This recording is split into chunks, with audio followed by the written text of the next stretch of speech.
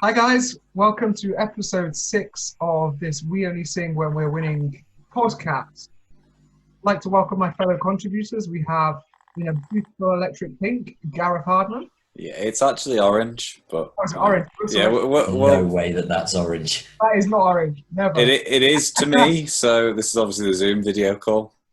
Yeah, I'd recommend driving up to Bayard Castle for an eye test. That did not take long, did it? Not at all. Already on the bevies today, Josh Hockley still. Yep. And finally, our wonderful recorder, our non-league specialist, our Japanese and South Korean specialist as well, Charlie Marriott. As you can see, I'm wearing the bright neon green today. He does actually change for regular viewers. I know that's the third or fourth week in a row he's worn that t-shirt. It is actually. Well, occasionally. Yeah, well, to let you in behind the curtain, I got down to where my partner stays, and I only originally planned to be here for about a week, so I only brought a week's worth of clothing with me, and I've been here for 2 months now. So I actually only have the same week's worth of clothing, and we record on the same day every week, so I just go through it in like a regular cycle. So we have Sheldon Cooper. It's easier than working out what to wear every day. I just pick up the first thing and go, yep, that'll do. Fair enough. Start recording on a different day. That'll make, wear something different. Well, this is a great insight into lockdown life. Lockdown life. With no football, this is what we Didn't say there's nothing else with no football. So, Is this the news section of the week? Charlie's clothes. yeah, that's I mean, not much else has happened this week. We've had the Bundesliga, another round of Bundesliga fixtures, and halfway through the third round since the restart. Anything that's caught your eye from the Bundesliga this week? Yeah, well, I mean, the obvious place to start is what today is. We're recording this on Wednesday. Last night was Bayern, Borussia Dortmund, and Bayern's victory in that game, I think, means the title race is all but over. It was, for those of you who haven't seen it, it was a beautiful goal from Joshua Kimmich. It was I've noticed actually even before the goal that he is so good at those chipped passes. From 20, 25 yards out, he's chipped one over the keeper, who probably should save it, to be fair, but it's a beautiful goal. I think that was very harsh from the commentators. They were saying the more the game went on, they were saying the keeper should have saved it, but it was just a wonderful bit of skill from Kimmich. I think the thing is, it was so audacious, the keeper wasn't expecting it. If he had been, or if he'd been a couple of inches taller, he probably would have saved it. But I agree, you can't take anything away from Kimmich. It was a great goal. Yeah. Do we want Bayern have just been on fire since they came back, haven't they? And I don't know what you think, Martin, but for me, although it was 1-0 and Dortmund did have a few chances, I thought the golfing class between the teams was more significant than that, really. Dortmund had a good start. They had most of the ball first 10 minutes. But once Bayern weathered that storm, I never really felt like they were going to do very much. Whereas Bayern, I sort of felt that really, if they needed to score another goal, they probably could have done. They were, I think, obviously, they were a class above. And a blatant penalty missed by the referee late on as well. Yeah, that was the one on Lewandowski, wasn't it? Yeah, by a Kanji. Yeah. So do we all have a Bundesliga team now or not? Well, I thought I'd keep an eye out on Mönchengladbach after your article. And they didn't have a great week.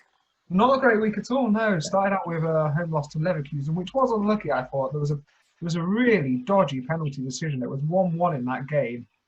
And then a Leverkusen player was in on goal, took the shot, the defender came in, slid after the ball had gone.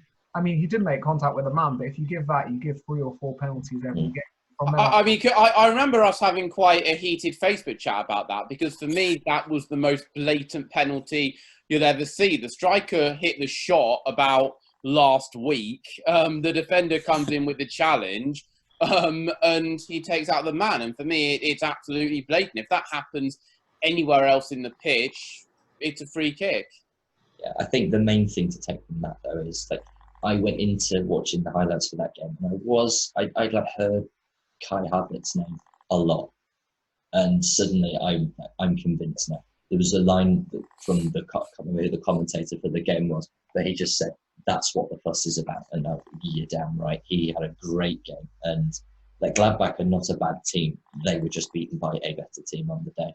Yeah. Havertz, like the best youngster to me. I mean, I watched Sancho yesterday, and I don't get what the hype is. I mean, the other one. Sancho came off the bench. He did.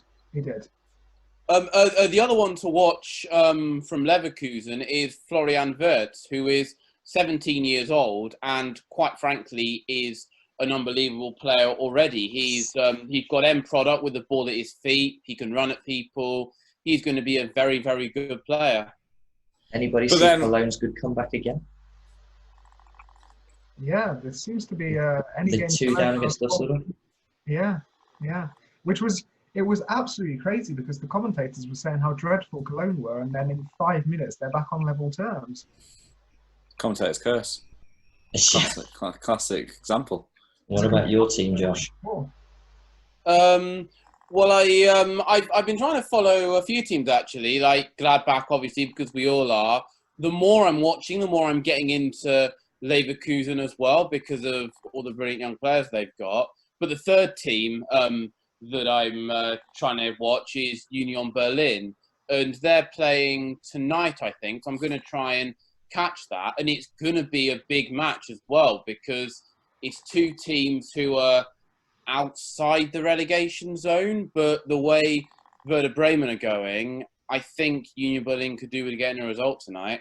Just on that relegation zone, Paderborn don't look like they should be bottom. They played Hoffenheim, and I couldn't work out who was the one near the top and who was the one that was bottom. Or is that just Hoffenheim playing bad? Well, I don't know, but it is quite odd because by far the worst team that I've seen so far are Schalke. Like they look like they could play for days and days without scoring, and yet they're top half. Now for Schalke. Yeah. See, I was gonna mention Schalke because obviously they've got a bit of an Everton connection to them this season. Yeah. Not a great one, admittedly. So I was keeping an eye out on Schalke's results, and obviously not been far from impressed so far. Well, Kenny, because I thought he was poor the first game back when he was rusty, but at the weekend he actually looked okay. Like for Schalke, their defence isn't the problem. They're solid enough in defence. I like the two central midfielders that they've got, but their front four is, I just, there's no other way of saying it. They don't look like ever scoring a goal. They are not good. They have no cutting edge at all. So when you watch this later on YouTube, everyone at that exact bit, rewind it and watch it again. But this time, if you can, find a clip of Martin's face. I don't know if we've recorded this or not, but let me tell you, that was a picture. Martin does not agree. Let's put it that way. I mean, they've conceded 7 goals in 2 games. Their defence is dreadful. And Augsburg aren't exactly top of the league material either. No. But they conceded 3 goals at home. It's a very easy victory as well. What I find it really interesting is actually that the home teams are really struggling without their fans. There's been like 2 or 3 home wins so far. Yeah. That's not good news if we're talking about Premier League resumption. Hertha didn't struggle though, did they? Hertha Berlin, 3 goals in 9 minutes. They didn't struggle at all. They look very good. They've spent a lot of money though, haven't they? Klinsmann in January, they spent something like £100 million. Absolutely crazy for a team. Hertha looked a good team. The other one that I think we should mention in this roundup is Wolfsburg, because we were talking about Leverkusen. Last night, Wolfsburg beat Leverkusen 4-1. And Leverkusen, we're talking about defences, Leverkusen do have one of the most solid defences in the Bundesliga, yet Wolfsburg looked like scoring every time they came forward.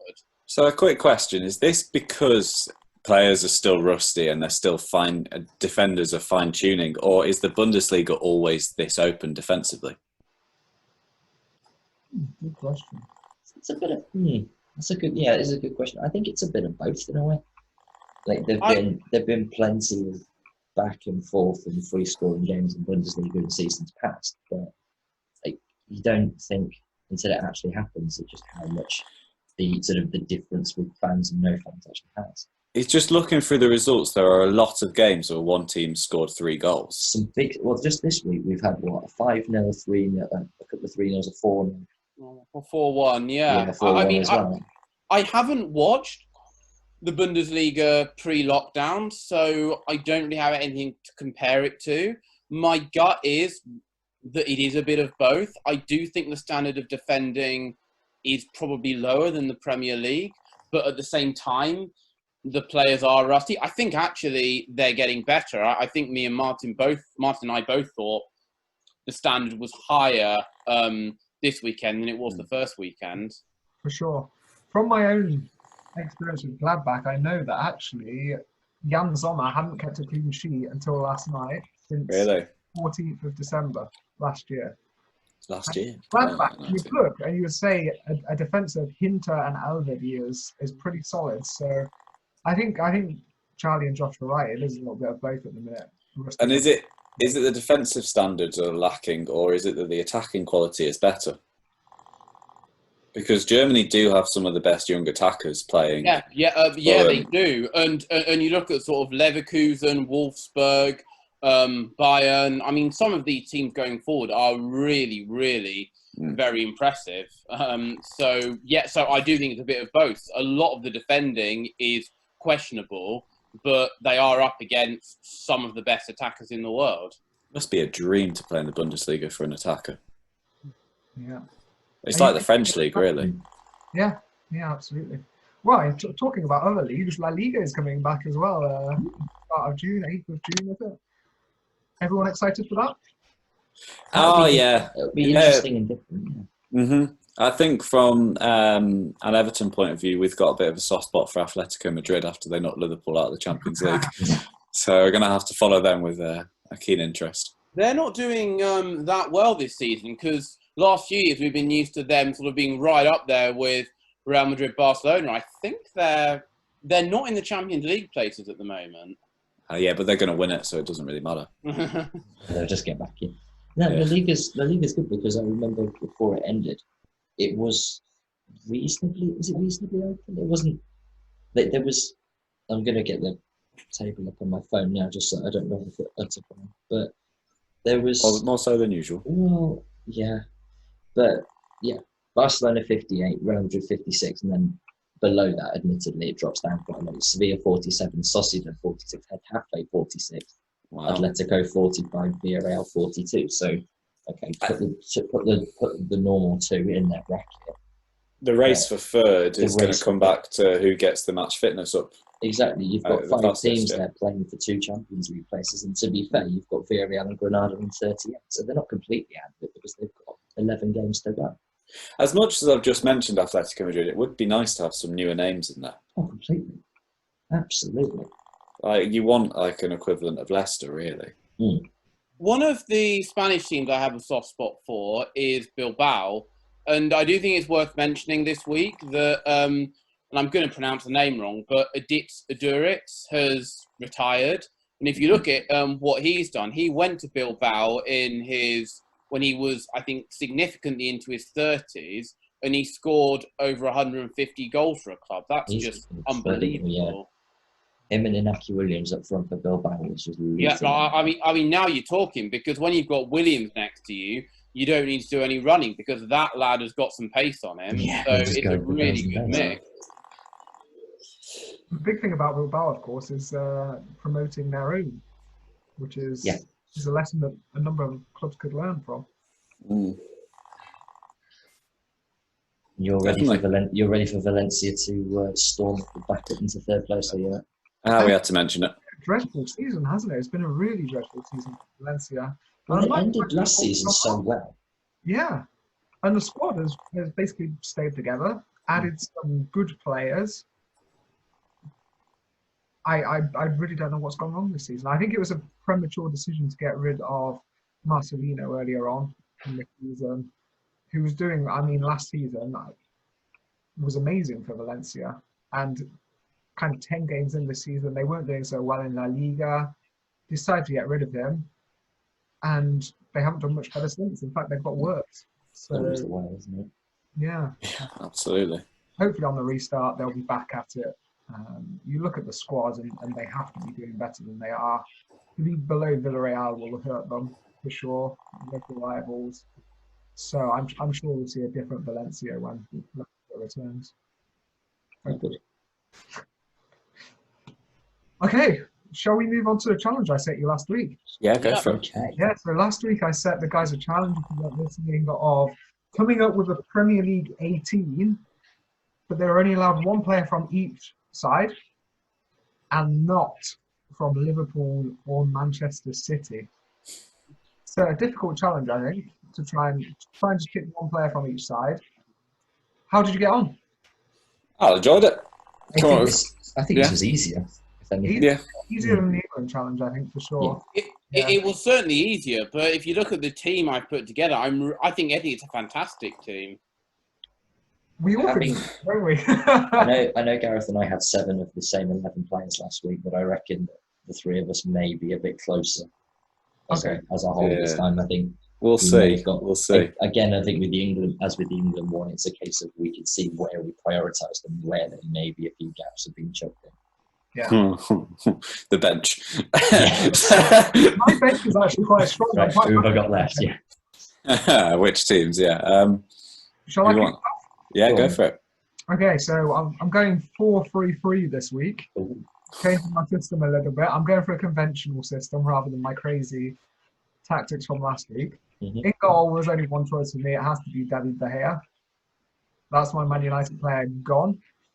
Then I have a back 4 of Ricardo Pereira for Leicester, Antonio Rudiger, Chelsea, James Tarkowski, Burnley, and Jamal Lewis, Norwich. Mm. Pretty solid back 4. Midfield, only one choice for holding midfielder, surely. Ruben Neves, Wolves, has to be. Couldn't look past that. The 2 in front of him, Jack Grealish from Villa, and Gareth, can you guess who I've gone from Everton? It's an obvious one, surely. Richarlison? No. Gomez. Sigurdsson? My favourite Everton player, yeah, is Andre Gomez, yeah. I thought because he'd missed so much of the season due to the injury. No, I still love him. I think he's great. That's fine. That's fine. And my front 3, this is where I think I've done pretty well. I've got Wilfried Zaha, Palace, Pierre-Emerick Aubameyang, Arsenal, and Harry Kane, Tottenham. It's And a then on my solid front bench, 3, all right. I've got Dean Henderson, Sheffield United, Lewis Dunk, Brighton, Abdoulaye Doucouré from Watford, Jefferson Lerma from Bournemouth, Jared Bowen, West Ham, Alan Saint-Maximin, Newcastle, and Danny Ings, Southampton. Solid. Not bad. That's pretty good. That's a solid team, all right. Pretty decent, yeah. Yeah, not bad. I was quite happy with my bash at that. You started from the back and went forward, did you? Yes. No. That's yeah. I was going to say that's a very un-Martin-like approach. Yeah. Yeah, no, I'm quite happy with. Generally, I would say my bench is very weak. I think that's going to be the case for all of the stars. Yeah, absolutely. There's options though on the bench. Like, yeah, I mean, without giving too much away. Yeah, Saint-Maximin after 65, 70 minutes, bring him on. Yeah. Lovely. I mean, I like that actually because that's actually very different from the team that I've gone for. I did wonder if we'd all go for the same names, but it doesn't look like it. Not after that, anyway. Yeah, I think. Well, then, Josh. We've got 2 of the same on the pitch and a similar bench. I think I've got 2 players. I've got 2 players that Martin's got, and so yeah, so it is going to be on the pitch. The bench is different. Yeah, let's see if we can match Josh then. Okay, God. Okay, so for me, I've got Dean Henderson, Sheffield United in goal. Back 4, Max Aarons, Norwich. My Man United pick is Harry Maguire.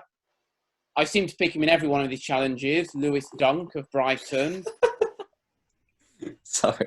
And my Everton pick is Luca Dean. I think he'd do a very good job at left back. Holding midfielder, N'Golo Kante of Chelsea. And I'm going for sort of like a 4-2-3-1. I've got my back 4 and sort of like holding with Kante, but probably given a bit more freedom to get forward is Yuri Tielemans of Leicester.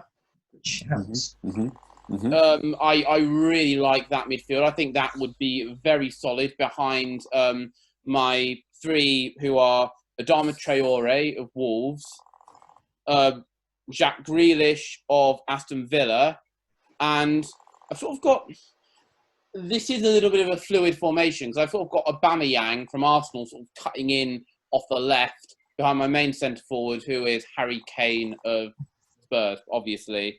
Bench, Dubravka of Newcastle, me of Burnley.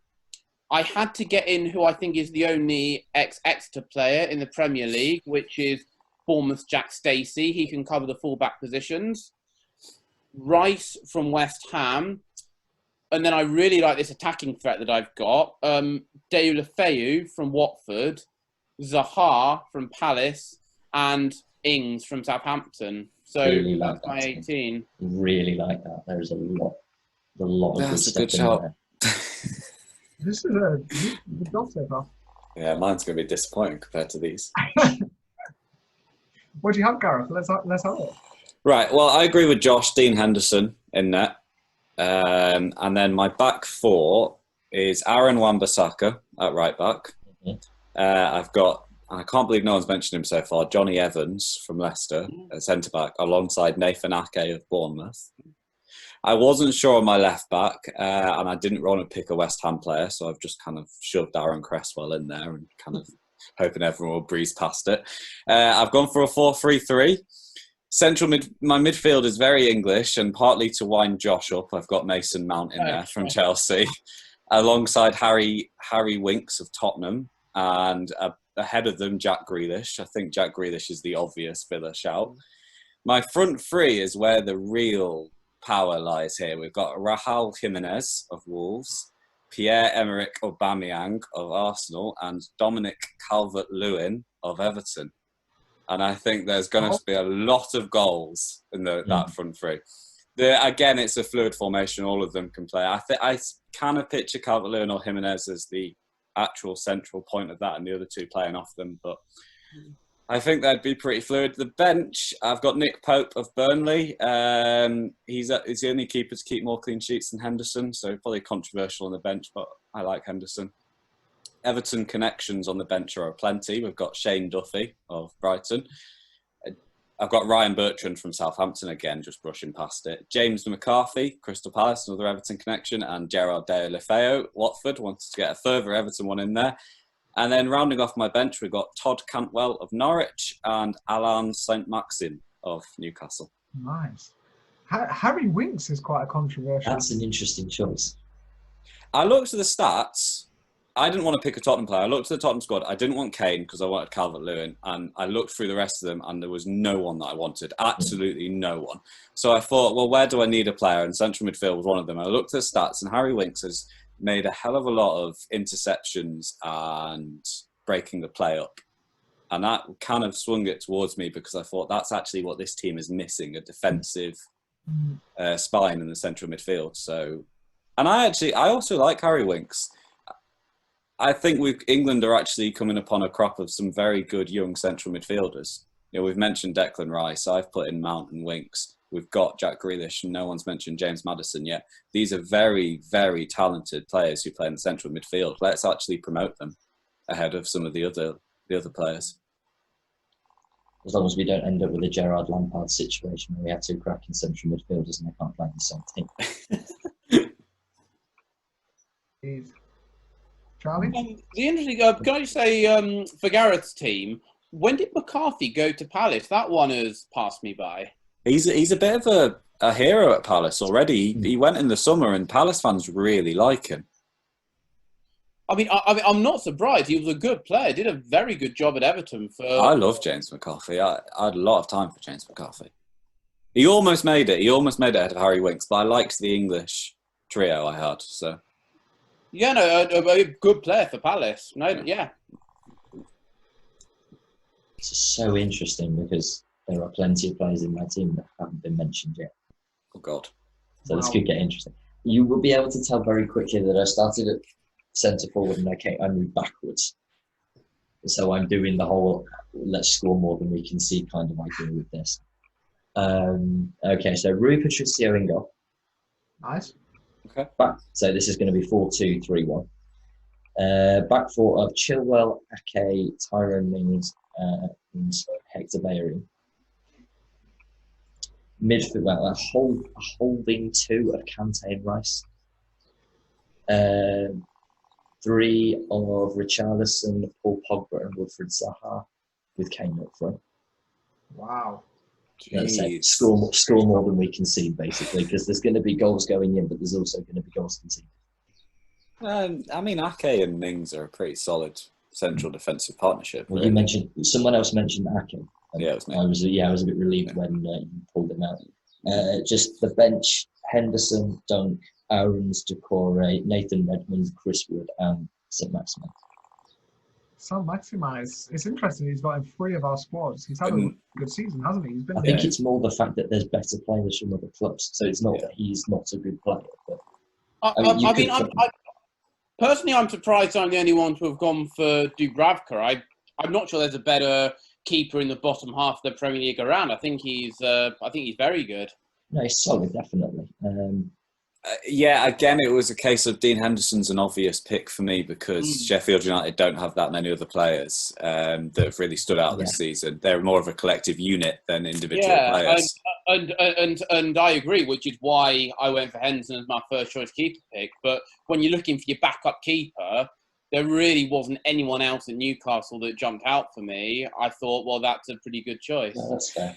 You see, there was a Twitter poll done a few weeks ago, like a competition between the best players from the rest of the Premier League, and the final was between Richarlison and St. Maxim, and Newcastle fans took it over and St. Maxim won. So I thought, as a nod to that, he deserves to be in it.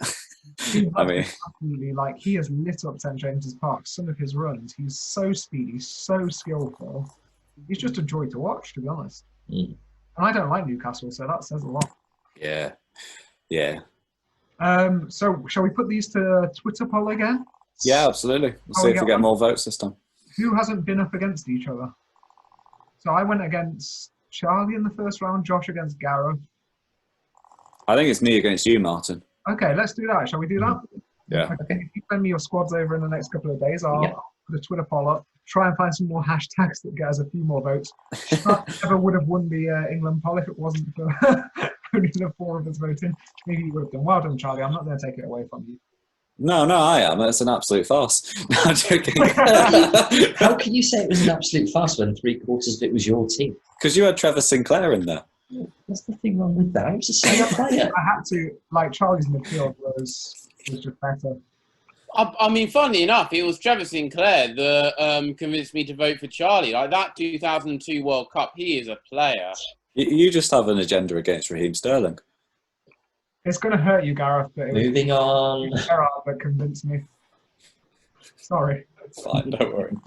I'm only partially joking. Charlie deserves to win something. Has anyone seen Trevor Sinclair's overhead kick? Yes. Unreal. This might be why I don't rate him. No. I would recommend looking at it. It is, it's a fantastic goal. It's all right. If I lose this Twitter poll because I'm the baby of the group, then that's good with me. Amazing. It's fine. You won the quiz last week. Well, you won the quiz overall. So. No, Charlie won it. Oh, Charlie's winning everything. I squeaked it. I forgot about that. It's all right. This is why he won't change his lucky shirt. Like, it works for him. Yeah, just checking I did actually wash it. Yeah, do give it a wash occasionally, mate. Yeah. I won't win this week. Quickly. I will not win this week. I don't even know my own topic, let alone what you guys picked. I think Gareth's got a good chance. Let's move on to the quiz this week. Let's pick Gareth. Oh, don't build me up. This is. I think you can. Yeah. Okay. So what I asked the guys to do this week was send me a topic, and I came up with 5 questions for each topic. But what are our topics? I'm not going to tell you. You're going to find out as we go. All right. And everyone is going to answer for each topic. There's a maximum of 18 points available, 5 questions for each topic, and one of the questions has a bonus question related to it as well.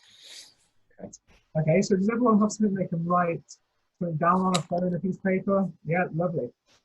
So when it's your topic, I want you to answer last, because I'm going to go on the assumption that you will know more about your topic than everybody else. Might be naive of me, but we'll see. So, okay, we're going to start with Charlie's topic. Oh, no. which is, drumroll, Major League Soccer 2019. Oh gosh. Ooh.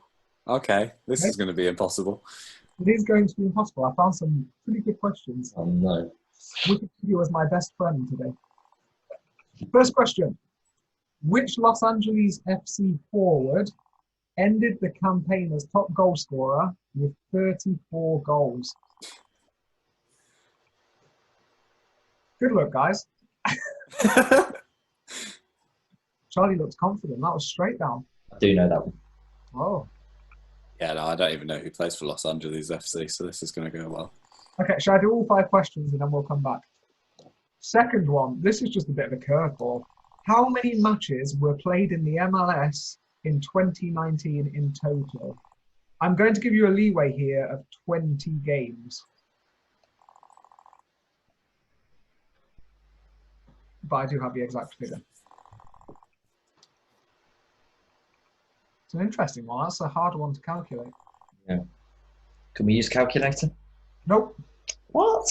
The brain. I can't do that.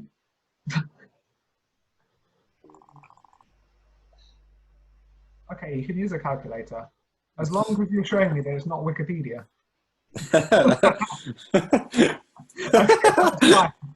It was a quick little flick up not- there, if anyone noticed. It's locked. That's also not my answer. My answer is not 0. Okay, question 3. This is where the bonus question comes in as well. Which team were managed by a former US and Blackburn goalkeeper? Sorry, can you say the question again? Which team were managed by a former US and Blackburn goalkeeper? That's Brad Friedel, isn't it? Is that the bonus question? Because, you know. Oh, the bonus question is, who is the goalkeeper? Yeah, there you Thanks, go. Josh. I mean, we all had it anyway. He's It not might the not- only. He might wasn't. not be Brad Friedel. I was going to say he wasn't the only ex-US and Premier League goalkeeper to Oh. be involved in MLS last season. So Think just to carefully. throw that one out there, especially for now. Okay, Okay. question 4. Oh, yeah. Which former Premier League manager won the Coach of the Year award?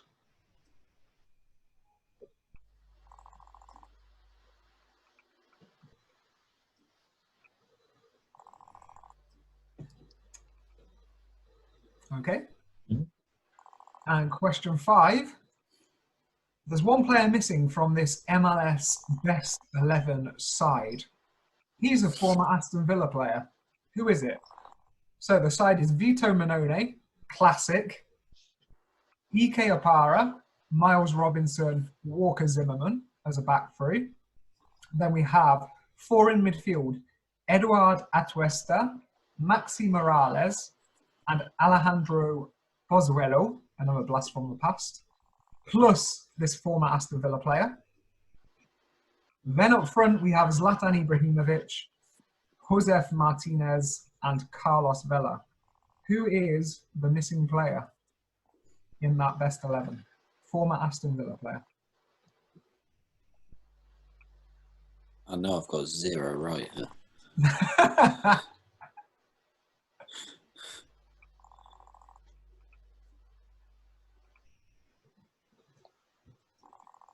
There's 6 points on offer. Shall I go through the answers? Charlie's going to give me the answer last because I presume he got 6 out of 6. So, first question, which Los Angeles FC campaign as top scorer with 34 points? Josh and Gareth, can you show your answers, please? 1 sec. Right, you didn't say we were going to be showing the answers on screen. My writing is terrible, so you're just going to have to trust me. You named it later on, so I just, I took a stab. Okay. Carlos Vela, David Villa, Charlie, the answer? Carlos Vela. Carlos Vela. Thank you for reading the team out. 1 point for Charlie, 1 point for Gareth, 0 for Josh. Josh, this is a familiar pattern. Okay, the curveball. How many matches were played in the 2019 MLS in total? Mm-hmm. 250 from Gareth, 150 from Josh. Charlie? don't know if I'm bad. I've got 442. Oh, no. No. 408. Oh, So close. If you had 428, you would I have forgot to got. take the. I forgot to take the extra games off. Damn. It was close enough. It was much better than Do I Josh. get the point because I was closest? No. I gave you a leeway of 20. Come on. Yeah, I needed more. Sorry. Okay, the third question. Which team were managed by a former US and Blackburn goalkeeper? Your answers? Colorado Rapids from Josh. DC United from Gareth. Charlie? New England Revolution. Correct answer. New England Revolution. And the goalkeeper was, of course, Friedel. Josh. Brad Friedel. Yeah, so 2 points for Charlie there and 1 for Gareth and Josh. Fourth question. Which former Premier League manager won Coach of the Year award? This was a hard one because I don't remember him as a Premier League coach. I thought this was. I thought you were going to. I thought this was another curveball. oh, that's my answer. Out. Well, you might remember him and I might just not. He was very Yeah. forgettable. Yeah. Because who I think it is, he was incredibly forgettable. Josh and Gareth, what do you have? Di Matteo, okay. Paul Jewell! Oh, Joe, what a shout. It's wrong, but what a shout. I've got Bob Bradley. Bob Bradley. Bob Bradley, of Oh, In course. the Premier League, because that was the name I was thinking of. It's like, no, he wasn't a Premier League manager. Was He was managed Swansea City for 5 Swansea, minutes. yeah, he managed Swansea, yeah. Yeah. Absolutely. Very Yeah. unforgettable. And now he's at Los Angeles FC. Absolutely, yeah. Spot on. Charlie is bossing this round. I'm impressed. Well done, Charlie. Okay. I haven't got who this was last my- one right. Who was my missing former Aston Villa player from that first 11? Best 11. I only went for this because he mentioned every week, I think. I've gone the Hawk. Okay. Hitzelsberger. He's retired now. I really think this is wrong, but it was the only name I could come up with. I put Johnny Russell. Not Johnny Russell. No. I'll give you some more clues. He's I think he Spanish, played for Derby. I don't even think he played for them. Spanish player. Used to play for Valencia. Oh, of course he did. No. Uh, It is No. Carlos Gil. Oh, okay. This is No.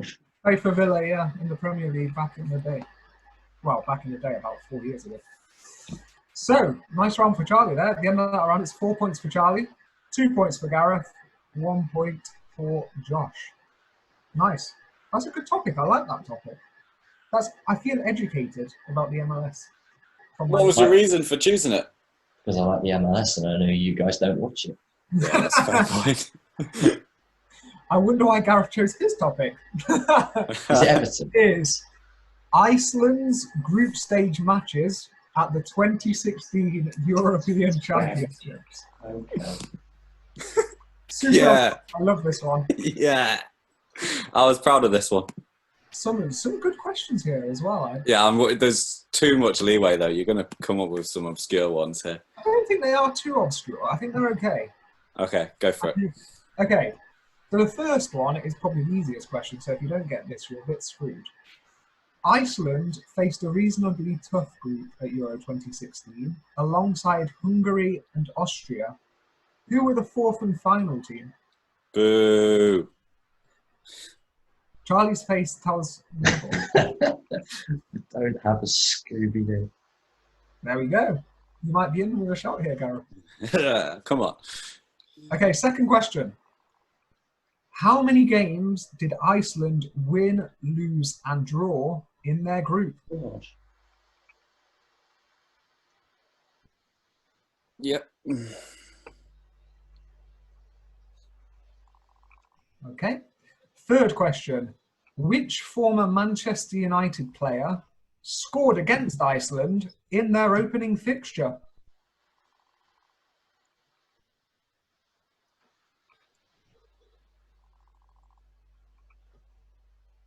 I think I did okay with these questions. These aren't bad. They're good so far.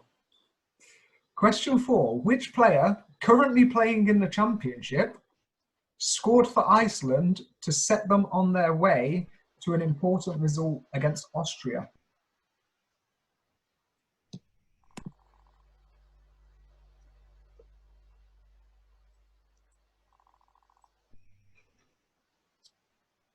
Changing my mind. Hang on. Okay, and question 5. Who came top of the group? There is a bonus point here. Yeah. On how many points?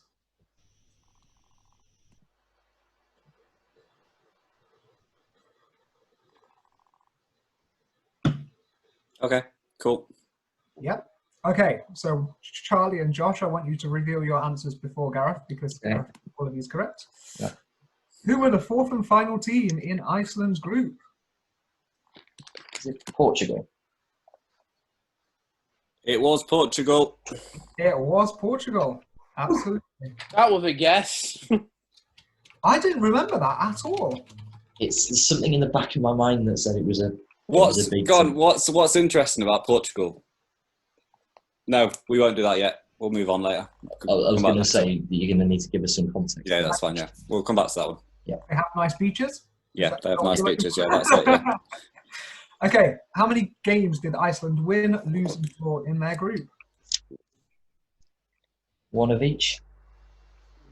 You're Both both wrong. It's 1 win, 2 draws, no losses. Spot on, Gareth. 1 point for Gareth. I had that and I crossed it out. I'm so glad we had Josh on mute for that. Okay, which former Manchester United player scored against Iceland in their opening fixture? Charlie and Josh, what do you have? Cristiano Ronaldo. Oh, no! It's Nani. It was Nani. Oh, Nice, Gareth. Another point for Gareth. This is the hard one, I think. I don't know. Maybe you'll get this, Gareth. I think I've got it. I think I've got it. Which player currently playing in the Championship scored for Iceland to set them on their way to an important result over Austria? and Gunnarsson. Gunnarsson no longer plays in the Championship, so that's out. Bjarnason plays for Aston Villa in the Premier League, so that is also out. It's Can I- Bodvarsson. Oh, I had that. I John crossed it Dudley out. Bodvarsson. I crossed it out. Absolutely. No. Who does he play for? Reading. Nope.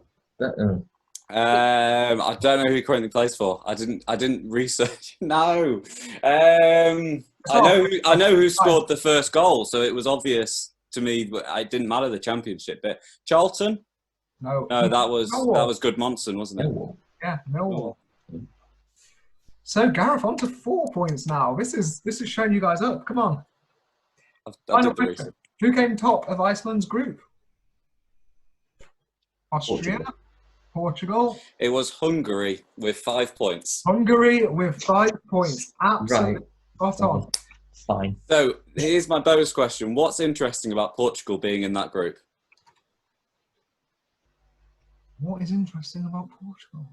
And in bearing in mind the European Championship as a whole, and that what was special about that European Championship? Is it that they qualified without winning a game? Well, they might well have done. I don't know. I'm just pulling that They out. did qualify without winning a game. You are right. They only I thought it drew was 3 completely out of matches. thin air. And that actually does have relevance to it. They qualified third. They were third place in their group. So one of the first teams to qualify as the best third place ever in the European Championships. And they went on to win it. Wow. Nice. Of course.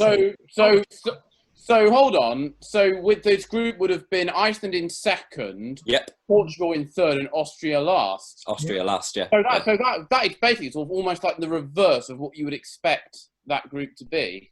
Yes. Well, I thought I'd have Portugal top.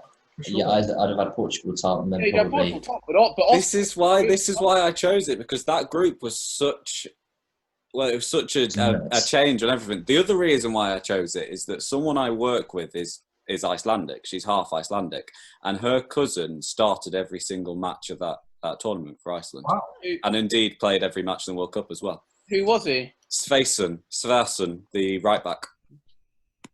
Nice. You say the half Icelandic, is that the left half or the right half? Sorry. I'll ask her on Monday. Oh dear. That was a Josh- cracking round for Gareth, I tell you. All right, let's have Josh's round. That was worth 6 it. points for Gareth there, so that takes Gareth on to 8. Charlie is now on 5. Josh is on 2.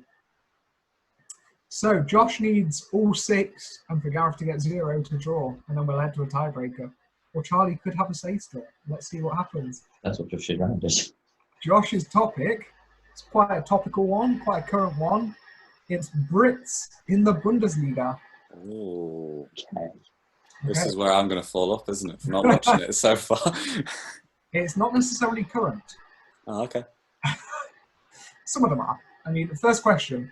Which former Manchester City player currently plays as a winger for a club whose home is in Gelsenkirchen in the northwest of Germany?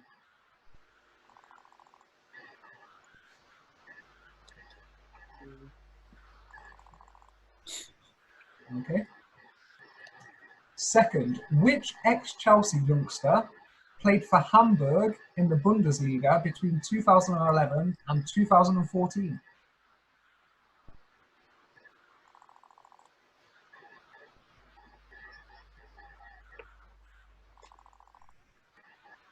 I love your face, Gareth. Third question, which player currently on loan at Huddersfield Town was on loan at Leipzig last season?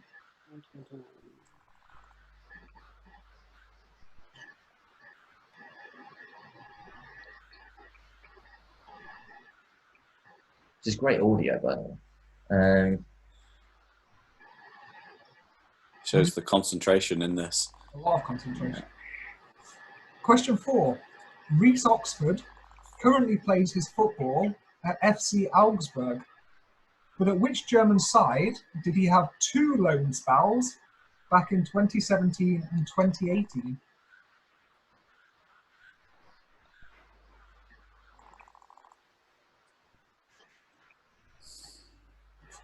And your final question, a bit of a blast from the past here. Which British winger won the Champions League with Borussia Dortmund in 1997? I was hoping that question would come up. And your bonus point, who did he sign for Dortmund from?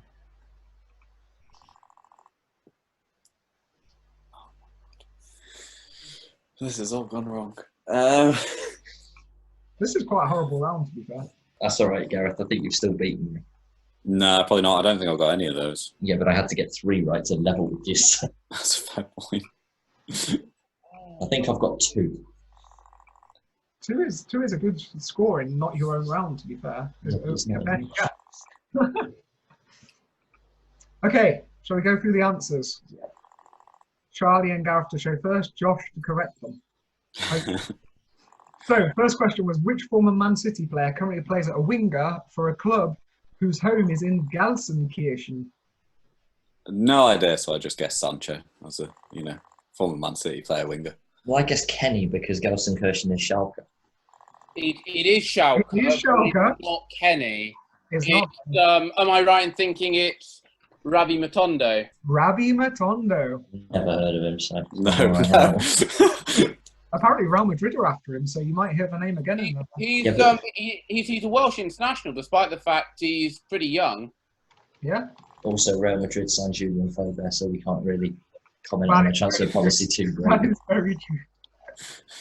So 1 point for Josh there. Good start, Josh, to your round. Second question, which ex-Chelsea youngster played for Hamburg between 2011 and 2014? My mind went blank of ex-Chelsea youngsters, which was really annoying me because usually you can rattle them off just like that. And so I didn't come up with any. No. Pressure got to me. Charlie? Michael Mancian. Josh, is that correct? Yes, Yeah. it is. Yeah. Michael course. Mancian. Absolutely, yeah. Where did Forget he plays for Chelsea. And Forget he then, plays for he went Chelsea. to Nottingham Forest. Didn't he? He did, yeah. Yeah. Yeah, and then he got his Tesher as well. Graveyard of many. We are good at getting Tesher in this podcast. We forgot last week. I was so gutted when we realised. Oh, no.